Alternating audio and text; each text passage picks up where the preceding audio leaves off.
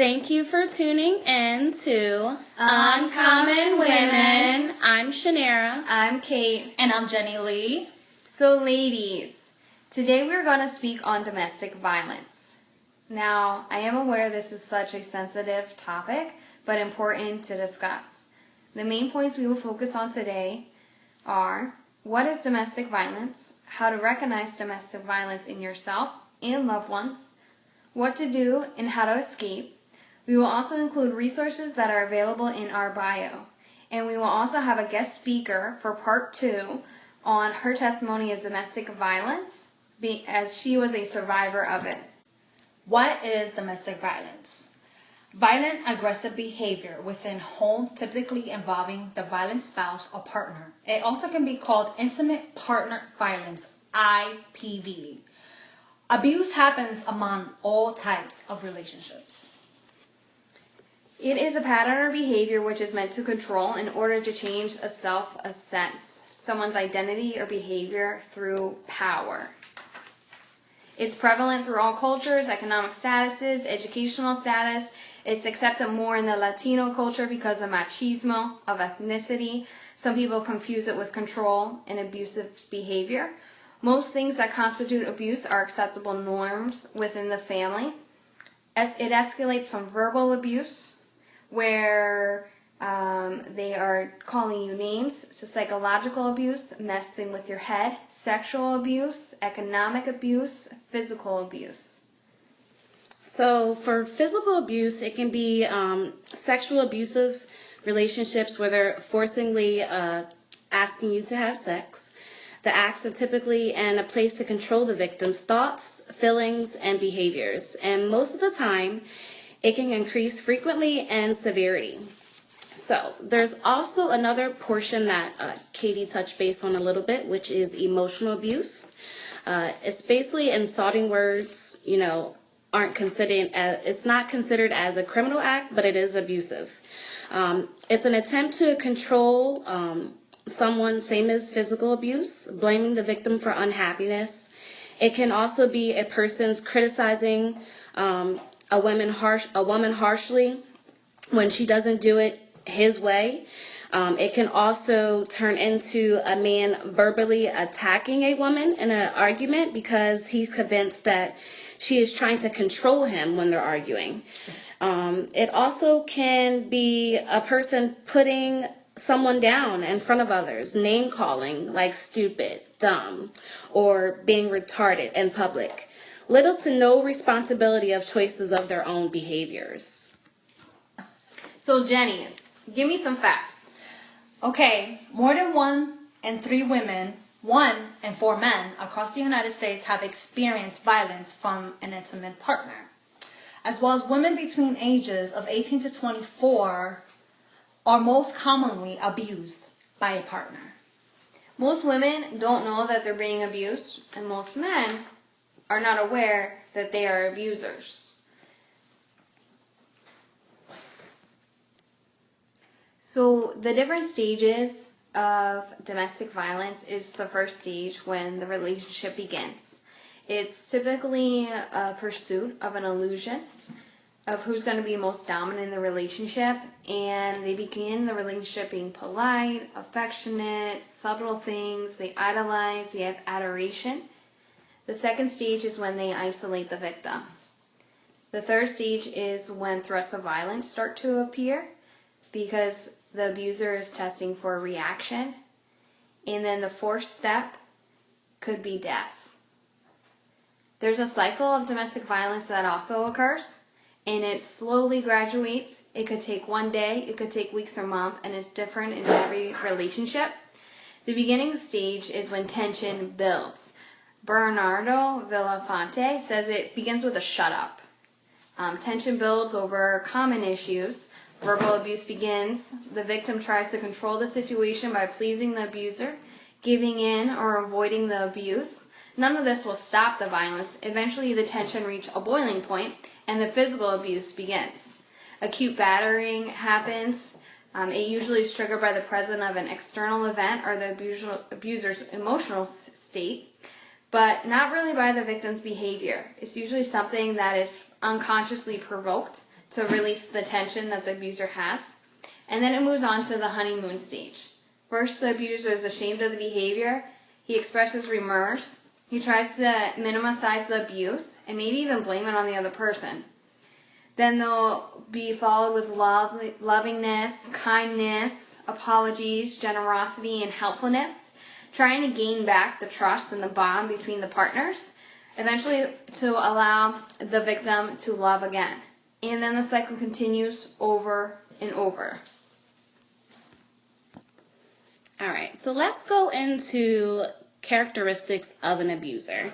I found some important information off of Mass.gov, which is a legal website of characteristics for an abuser.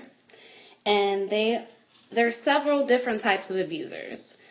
We have the explosive tempers, which is simple things every day, such as a noisy children, bad TV reception, a dropped phone call, or not being fed on a certain time frame, or the food not being hot enough.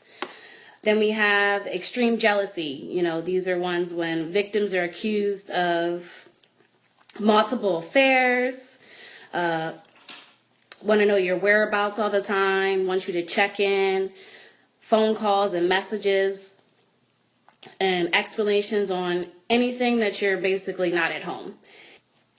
Then we have the hide personality type of abuser, where they're kind and loving 1 minute and ugly and violent the next. You have the isolating, controlling behavior one, which is abuser may forbid the victim from talking to friends and family, and basically demands control of family income and decisions as well. Denying responsibilities, where they typically just blame everything on the victim, say that the actions or inactions caused by the violence. Verbal abuse is when you say cruel and hurtful things, degrading people, causing the victim to feel stupid and worthless and unable to function independently. And then we have the person that's called breaking, destroy objects. It's basically self-explanatory, where they destroy the victim's belongings or objects or even pets to have control over everything that they have. Okay, how to recognize abuse? Gain and maintain total control over you. They don't play fair.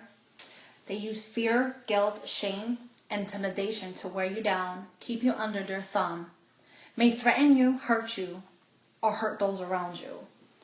The problem is always overlooked, excused, or denied, especially if the abuse is psychological rather than physical. But noticing and acknowledging the signs to an abusive relationship is the first step to ending it.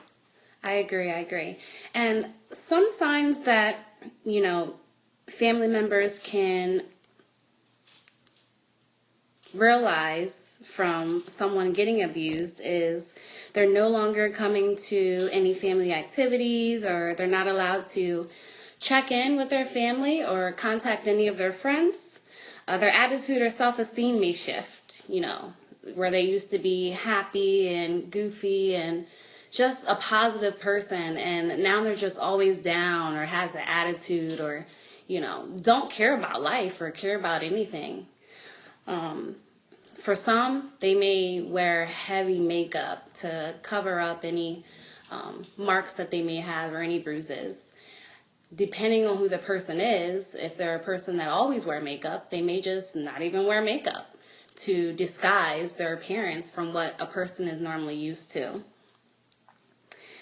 And another sign, I believe, is someone that's always having to give permission, or they feel scared if they don't, scared or nervous if they don't check in at a certain time or call and make sure that their spouse or their partner knows that their whereabouts or how long they're going to be or when they're coming home. Why do they stay? It could be because they don't have no self-worth, anxiety, depression. They want to stay with the person because they love them that much that they feel that they can change them. They feel helpless and they're alone. I agree. Some people, may believe that abuse is normal. may not know what a healthy relationship is or what it looks like. And it's possible they may have grew up in that type of environment. Maybe their mother got abused by their father or their stepfather, and that's all they've seen in their life. And that goes for the abuser as well. Maybe that's all they've seen growing up is their mama getting beat by their father or a man. I think some people may have some type of embarrassment or shame, and it's hard to admit that they're being abused, and they don't want people to know that they're actually in an abusive relationship. And what looks like a healthy relationship on the outside is typically not what's going on in the inside of the home. Lack of money may be another reason. Sometimes we have men that are the breadwinners and women are housewives these days, or they make the majority of the money to take care of a household. Especially if you have a family, they want to keep their family together, and they want to make it seem or appear as though everything's good when it's not. It can even be cultural or religious, fear of going out on their own, or the beliefs that they have to stay in this relationship because they're married and that they aren't able to end it. But you can separate from the person if you're married. You shouldn't have to be unhappy, because God wouldn't want you to be in an unhappy relationship. I think the hardest thing is when you never experienced domestic abuse, to try and understand why someone stays in a domestic violence situation. You ever hear someone say, "You're telling me that your husband beat you up? I would never put up with the abuse. Why don't you just leave him?" It's really not that easy. Our last episode, we touched on soul ties. What do you think being in an intimate relationship is? You're bounding yourself up with them. I heard this one testimony that's very powerful. She actually wrote a book. Her name is Leslie Morgan Steiner. She has a great TED Talk on YouTube. She had mentioned that the reason why she had stayed is because she was a strong woman in love with a deeply troubled man. It's not as easy to break free from abuse when you're so bound in them. It's not as simple as just walking out the door. As I mentioned earlier in this podcast, stage 4 is death, and 70% of domestic violent murders happen after the victim has ended the relationship. Why? Because the abuser has nothing else left to lose. It's difficult for many people to understand why people stay. The strong emotional, psychological forces keep the victim tied to the abuser.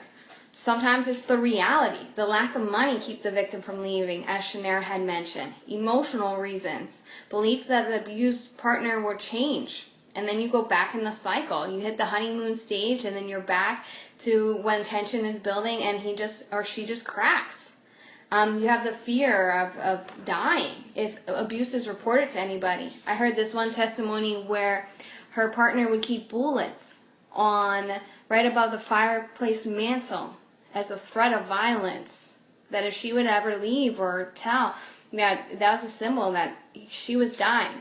Or a lot of times they will hold children in collateral for leaving and threaten to hurt the child, or that they'll never see.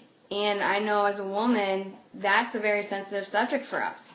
In fact, the impact that abuse has on children is impactful. A child witnesses violence 20 times percent more of an intimate partner cases that are filed in state courts. And then what happens too is 30 to 60% of perpetrators of intimate partner violence also abuse the children in the household. Children who witness abuse, the females think that it's normal. They love and abuse comes together, and males, they become more aggressive later on in life. Females might not leave, or males might not leave because they have guilt over the failure of the relationship. They don't want to feel like they failed, or they lose all hope and they feel trapped. Or maybe they take on blame that they're responsible for the abuse. The situations, economical, physical harm, losing custody of the children, lack of job skills. Sometimes you overcommit yourself in a relationship that you lose your sense of identity, and you're so controlled that when you come out and you want to stand on your own 2 feet, you don't have no skill in doing so. Maybe you can flip some hamburgers for minimum wage, but let's be honest, you can't even rent a 1-bedroom apartment on minimum wage income. You could have social isolation, that you've been so isolated for so long that you can't trust and confide, or you don't even know how to develop a loyal relationship with someone outside your spouse because your abuser was your only support system. You could lack alternative housing, be homeless. Sometimes the law enforcement doesn't even take you seriously or back you up. Okay, ladies. If you want out and you feel like you can't get out and you want out, make a safety plan, which includes ways where you can leave safely and remain safe in the relationship. That's a good point, Jenny. Also, if you can, have a bag packed already and keep it in a safe place. Make copies of important documents and leave it with someone that you can trust, as well as money. I know money may be a difficult strategy that you can leave with people depending on if you're working and you're financially stable, but try. You can try. Also, if you can, we will also have resources at the end of the bio. Try to keep the crisis line close to you or memorized for important situations. Anything that you need to research or you want to know a little bit more about domestic violence, don't research at home or any type of devices that's at the home that they can check and see what your history is on searching. Try to do that at work or with your friends. And think of a code word or a signal that you can use for friends and family that y'all guys can communicate with. So if you are having a situation that you can't talk to them about and you're getting abused, that they'll be able to call the police for you. Planning is learning how to cope with emotions, tell friends, family about the abuse, take legal action, and more. And as well, if when you want to leave out of an abusive relationship, as my personal experience being in a domestic relationship myself, it was hard to leave. And, it was to a point where, I planned it and I was too scared to leave because I loved him. And I thought he would change, but you get tired. You get tired of the abuse. And as for me, I just got up one day and just had enough of it and just left. Left everything. And none of that mattered. What I mattered. You matter. Also, I want to talk about on some things and when you're trying to leave, it didn't happen in my situation, but stalking is most commonly when you're trying to leave an abusive relationship. They would stalk you. They would say, I love you. I want you to come back. As well as gifts, phone calls, threats, even to harm themselves or wherever you are, they might pop up. So that is commonly one of them is stalking. Yeah, I agree with that. Some women may get abused more when a man is intoxicated and they feel as though, well, they were drunk or they didn't mean it or, they weren't themselves. And it doesn't matter. You should value yourself. You should not put up with anyone being abusive to you. And you should love yourself enough to not take that abuse. When you decide to leave and end the relationship, the abuser really has nothing else left to lose. So long-term stalking is prevalent. 1 in 6 women and 1 in 19 men in the United States have experienced stalking, victimization at some point during their lifetime in which they may have felt very fearful or believed that they or someone close to them would be harmed or killed. Repeatedly receiving unwanted telephone calls, voice, text messages was the most commonly experienced stalking tactic for both male and female victims of stalking. Denial of financial resources could come. Manipulation of family court systems. Breaking the silence. Just break the silence and tell everybody. Just grow courage. There are so many resources out there that are going to protect you. Abuse thrives in silence. I also have another one here for you ladies. Most of all, everyone and anyone should educate yourselves when it comes to domestic violence and abuse. Notice the warning signs, even if it isn't you, and also understanding the law for domestic violence. I also have a quote here for y'all. It is not the bruises on the body that hurt. It is the wounds of the heart and the scars on the mind, by Alicia Mirza. That's good. That's good. I wanted to end with a survivor quote that I found that I think is very important for women to take in consideration when you have been abused. It says, "I have been victimized. I was in a fight that was not a fair fight. I did not ask for the fight. I lost. There is no shame in losing such fights. I have reached the stage of survivor, and I am no longer a slave of victim status. I look back with sadness rather than hate. I look forward with hope rather than despair.